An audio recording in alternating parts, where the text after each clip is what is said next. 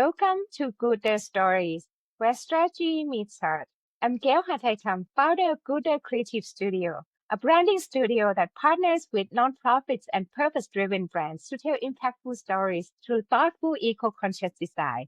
Every other week, I sit down with change makers from across Canada's nonprofit world to explore how marketing can move mission forward. This podcast is here to help you share your story with more clarity, creativity, and confidence. Today, I'm so glad to be joined by Sarah Reid, Communications Manager at Clean Prosperity, where she translates complex climate policy into compelling public messaging for Canada's low carbon transition. Sarah brings a rare combination of perspectives to this work. She's worked for the federal government in research and policy roles, both in Ottawa and at the Canadian Embassy in Washington, D.C., shaped corporate communications at the Business Council of Canada, and reported as a freelance journalist for CBC, The Globe and Mail, and the Boston Globe.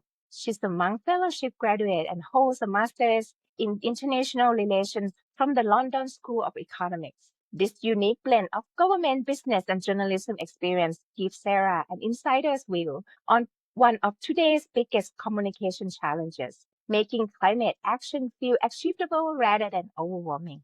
Hi, Sarah. How are you doing today? I'm great. Thank you for having me, Gail. Thank you for being here. I have the privilege to work with Sarah and support Clean Prosperity's great mission. Yeah, we're so glad to have you working with us. So, Sarah, Clean Prosperity talks about pragmatic solutions for climate change. So, for folks who might not be familiar with that approach, like what does that actually mean and how is it different from other climate organizations? So when we talk about pragmatic solutions, it means that we don't consider climate issues in a vacuum. We recognize that there are a lot of competing priorities in a modern society, and climate change is one of them. So our aim is to reduce emissions, but also grow the Canadian economy at the same time. We believe that we can do both, and we don't want emissions reductions to come at the cost of somebody's livelihood, of somebody's job. So it's about finding paths forward with a variety of stakeholders, with government, with industry, with Indigenous groups, other civil society groups, in order to decarbonize in a way that benefits all Canadians. Mm-hmm. So seems like a very practical approach. Yeah, we like to think so. Mm-hmm. So you have had this really interesting kind of career background with journalism, government, public policy, and now nonprofit communications. How did all this experience like shape the way you think about getting the climate messages out there? I think it helps me understand a variety of perspectives on various public policy issues, which is very helpful when you're looking to communicate with a broader range of people. The other thing I would point out is that I'm also a human being and I'm a parent. And I say that for two reasons. One, being a human being, it helps me remember that not everybody is a subject matter expert on these things. We put out a lot of complex technical papers on climate policy solutions, and the communications job at Clean Prosperity is very much translating those complex ideas into engaging and digestible messages for a broader audience. We have to be able to communicate these ideas to a broad range of people who don't spend their lives solely focused on these issues. They could be, business people, they could be MPs or MPPs or MLAs. So it's really important to find ways of relating to people where they're at in order to communicate with them. And then I also mentioned that I'm a parent. And that's one of the really big reasons why I want to work in the climate space, is because I want to leave things a little bit better than how I found them for my kids.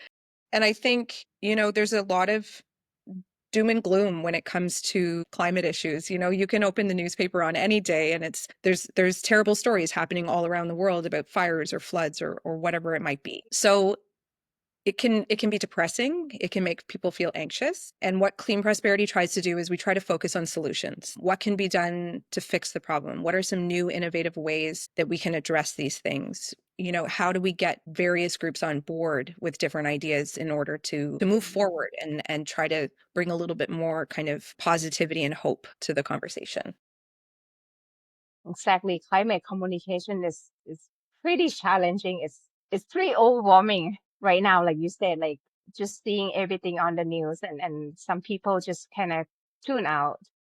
Yeah. Or they feel too overwhelmed. Yeah. And anxious about it. So it's I can imagine it's really hard to break that barrier and try to engage with different group of people. Yeah. and try to get the action going. Yeah. I think, yeah, one of the things Clean Prosperity does really well is we focus on collaboration, on finding solutions, on working on ways to bring different people together. And I think it makes some of the recommendations and policy ideas that we come out with stronger because we've had great collaboration with people across, political spectrums or whatever it might be.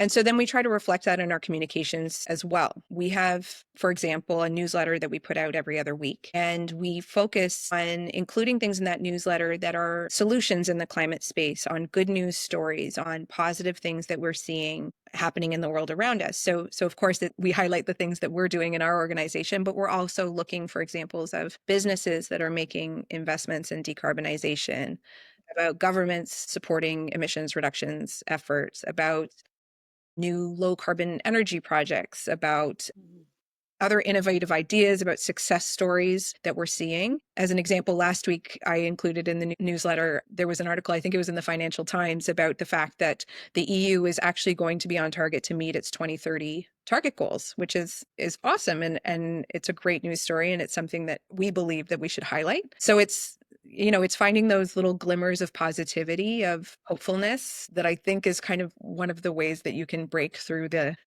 tough moments in the climate space. I believe in that too. Hopeful, positive messages. So much doom and gloom right now. We need that. Yeah, we need a reminder of that constantly. Mm-hmm. So I'm wondering, because you have different groups that you're approaching. For example, like you said, when you send newsletter, do you craft different messaging for each group? Or is there any core message that work across the board? For our newsletter specifically, we write one newsletter every 2 weeks. We're not writing different ones for different audiences. That's really, a newsletter is sent to people who subscribe for the newsletter. And so it's just written at one level. But when it comes to our communications more broadly, it sort of depends on who we're talking to. Audience matters. And so if we are communicating with a group of people that we might believe that we know that are highly engaged in the subject matter, have a lot of technical knowledge, then we might write a presentation that gets a little bit more into the nitty gritty of climate issues or provide more technical information to that kind of group. But oftentimes people are not at that level. So as a kind of couple general principles, we avoid jargon, we avoid overly technical language most of the time. We spell out our acronyms, we do all of these things to really try to make sure that what we're saying is clear and compelling. One of the things I like to say is that I try to imagine that I have to explain these issues to my neighbor.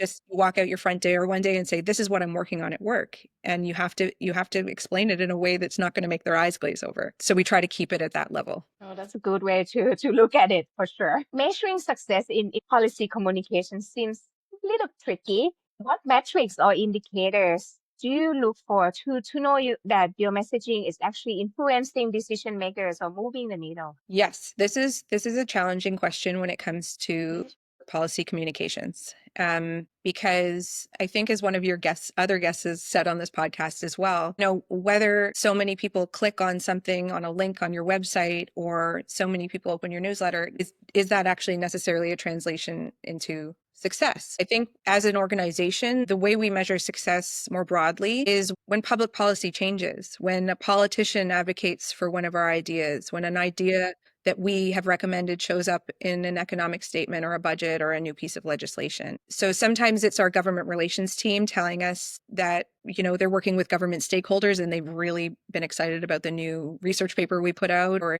sometimes it might be we see success through our fundraising. If we have a lot more people interested in the work we're doing, we measure that as a sign of our success as well, because clearly, there are people out there who want to support what we're doing. Yeah.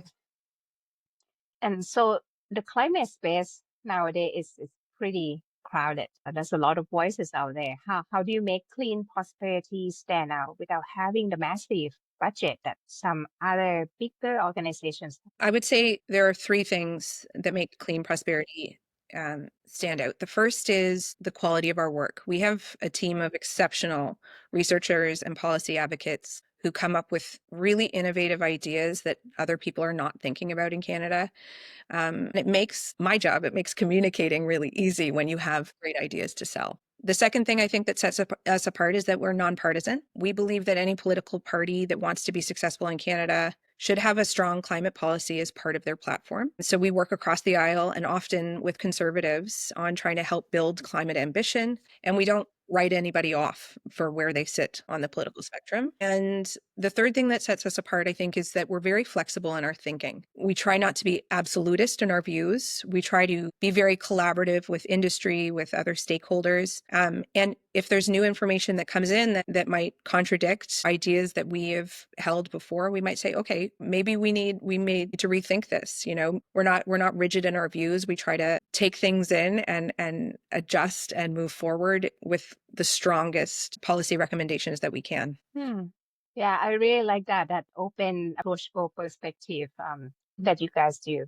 Can you tell us maybe a little bit more about like a campaign or a project that really worked well for you guys and what made it successful? Sure. So the first thing I would say is when we think about projects or campaigns at Clean Prosperity, it's never just a communications project. It's never just a research project. We're a really collaborative team and we're all working towards the same goals. And so like I said before, when we're thinking about success, it's about getting policies introduced. It's about getting political leaders to adopt policies that we recommend. And so we really think about these projects as what was something that like the whole team kind of moved forward with, and comms is a part of that.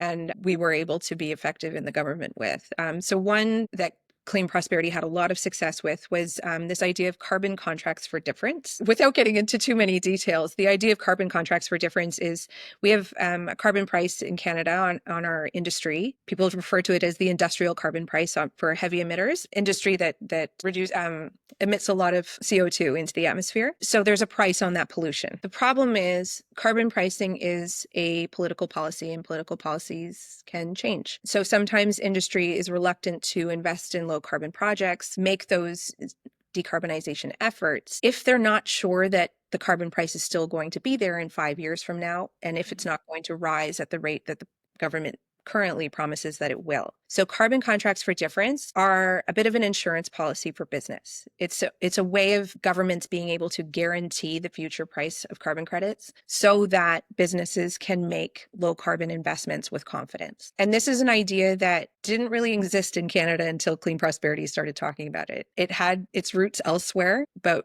we heard from industry, hey, we're not going to make these low carbon investments because we're not sure the carbon price is going to be here in 3 years from now. And so we started talking about this as a way for governments to offer a little bit more of that certainty for businesses. And I believe it was about 2 years ago that the government announced that they would be putting $7 billion into an organization called the Canada Growth Fund in order to enter into some of these carbon contracts for differences with business. So that was a great success for us.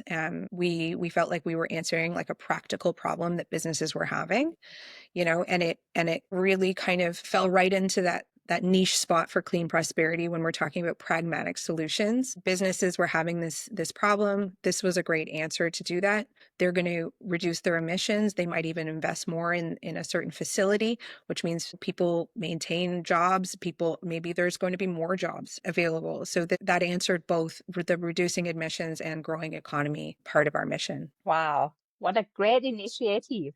Yeah. Yeah, that's really impressive. And is there any upcoming project or campaign that you're excited about? That I'm excited about. Our team is growing all the time right now. And it's a cool thing to watch. I get to learn all sorts of great things from the smart people on my team. So we're doing some really interesting research on electricity transmission reform. You know, electricity is a low carbon way of getting energy into people's homes and into businesses and things like that. But there are struggles when it comes to things like transmitting electricity, about having lines across provincial boundaries, for example. So our team is working on finding some solutions for that. Nuclear energy is a really big new area for us. And we're doing a lot of research in that area right now. And there was a recent announcement in Ontario that they're going to be moving forward with a small modular reactor, the first of 4 at Darlington. And so we're doing a lot of research in that space. I'm sure there's other things. We continue to do a lot of work on carbon carbon markets and strengthening carbon markets across Canada, getting provinces to talk better with one another about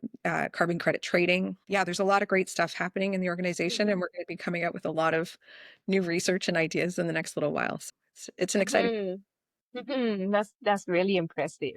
Yeah, thanks for sharing that. So if you could sit down with other nonprofit communicators who are trying to influence policy, what's the one thing you would like them to know, and what mistakes that you see that other organizations may be making over and over? I think when it comes to climate policy, the ultimate goal should be on reducing emissions. We should be on the side of climate, as our CEO likes to say. It shouldn't be about which political party someone is a part of, or we should be open to working with whoever wants to work with us. If we're working with different stakeholders, we have to understand where they're coming from, what they value, what's important to them.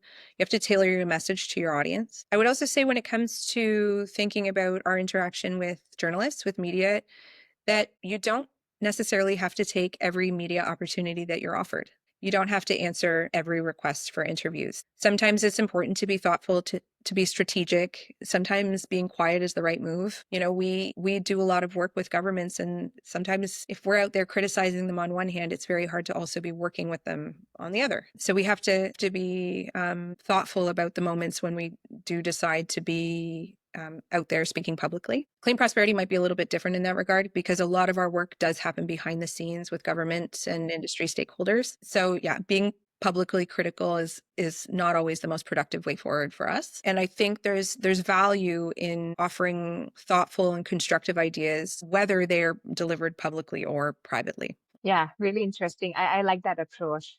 Not really taking side, but like still like stay true to your mission, That's how it. you want to move forward. It's for the general public, like for the country as a whole, not just for one political party. That's right. Governments change, right? And the climate problem is going to be a problem no matter who's in government. So it's important to be able to work with across the political spectrum. Yeah, exactly. Yeah. That's awesome. So can you tell us about a moment in this work that you're doing that really reinforce why you do what you do? Like this is for you personally. Why like something that reminded you why this intersection of climate and economics matters so much? So one of the things I haven't mentioned about Clean Prosperity yet is that Clean Prosperity is a fully remote team. We don't have an office anywhere, and we have people working everywhere from Ottawa right across west to Kelowna in Canada. And so twice a year we get together for in-person staff retreats. And the most recent one was in Edmonton in April. And this is the moment I'm thinking of for your answer. While we were in Edmonton, we got to go on a tour of Alberta's industrial heartland, which is a huge area northeast of Edmonton, full of refineries and other projects, including decarbonization projects. And we got to go and visit Wolf Midstream's Alberta Carbon Trunk Line, which is the largest carbon capture and storage project in the world currently. And they are it's a pipeline, they're moving carbon from northeast of Edmonton to Clive, Alberta, which is 240 kilometers away. It's in between Calgary and Edmonton. And once it gets to Clive, the carbon is compressed and stored underground in depleted oil reservoirs. So it was really neat to see it in person, this example of a decarbonization project that, this is a huge economic boon for the region. People have jobs, people have livelihoods and families that are there because of this carbon capture and storage project. It's reducing our emissions, but it's also growing the Canadian economy. Like it's exactly what Clean Prosperity talks about every day. So it was this really great moment to be able to see that in person and to meet some of the people who worked there and hear them talk about how important they thought this project was, about how there was still so much room for growth in the sector. And it just, I sit at a computer a lot of days doing my work and typing on my computer, but to be there in person and see something that's actually really happening on the ground was a really great reminder of what it is that we're doing here. Yes, great story. Thanks for sharing that. Yeah, I can imagine that, like seeing the real thing and the impact Yeah. that you're creating, right? Yeah. Yeah. So for people listening who want to get involved or support what you guys are doing, what's the best way they can help? So we have a website. It's cleanprosperity.ca. You can go on there and engage with us and read about our work and sign up for our newsletter. Donate to us if you feel so compelled. If you feel like what we're doing is important. We're also on social media. We're on LinkedIn. We're on X or Twitter. We're also on Blue Sky. We try to keep people up to date on those social media platforms about what we're up to as well. Sarah, thank you so much for sharing your insights with us today. And then the way that you make climate policy like feels really approachable, and it really shows how much impact that we can make when you bring like different perspectives together and to tackle bigger challenges. And Well, thank you for having me on. I really appreciate being here, and congratulations on the new podcast. It's a great initiative. thank you so much. And for our listeners, if Sarah's work resonated with you, I would encourage you to check out Green Prosperity's website to learn more about their approach to climate solutions. And remember, whether you're working in climate, health, or any other area, the principles that Sarah shared today about clear messaging and engaging the audience, I think it all apply across the nonprofit sector. So if today's conversation sparks some ideas for your own organization's communication, I'd love to hear about it. And if you enjoyed this episode, please be sure to subscribe and share it with your fellow nonprofit marketer, and stay tuned for more conversations that help purpose-driven organizations grow their impact through better marketing and communication. And that's a wrap for another GOODER story. Until next time, keep making stories worth sharing.